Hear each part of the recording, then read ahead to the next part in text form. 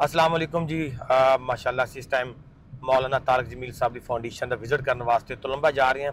डिस्ट्रिक्ट झंग तो तुलंबे का सफ़र तकरीबन पौने 200 किलोमीटर है। असी रास्ते के इंशाल्लाह उत्थे जाके बाकी तुहानूं सारा हाल हवाल दसांगे। बेसिक मकसद जो मौलाना साहब की फाउंडेशन का विजिट करने का दस्तकारी स्कूल का है, क्योंकि असी दस्तकारी स्कूल बना रहे हैं।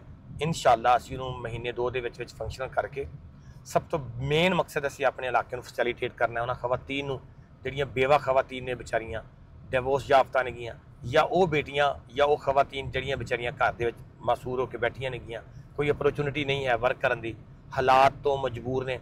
इंशाल्लाह असी उन्होंने हुनर सिखावांगे, स्किल्स देवांगे ताकि वो अपने वास्ते अपनी फैमिली वास्ते कोई अच्छा रेवन्यू जनरेट कर सकन।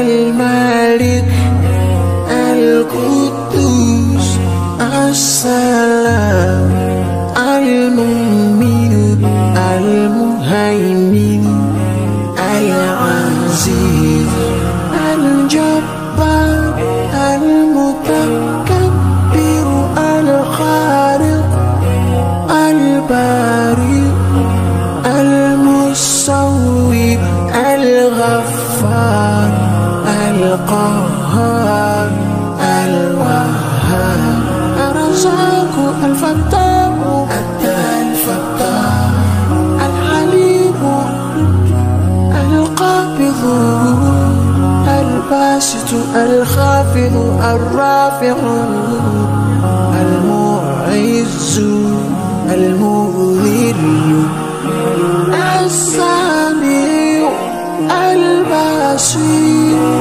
الحكم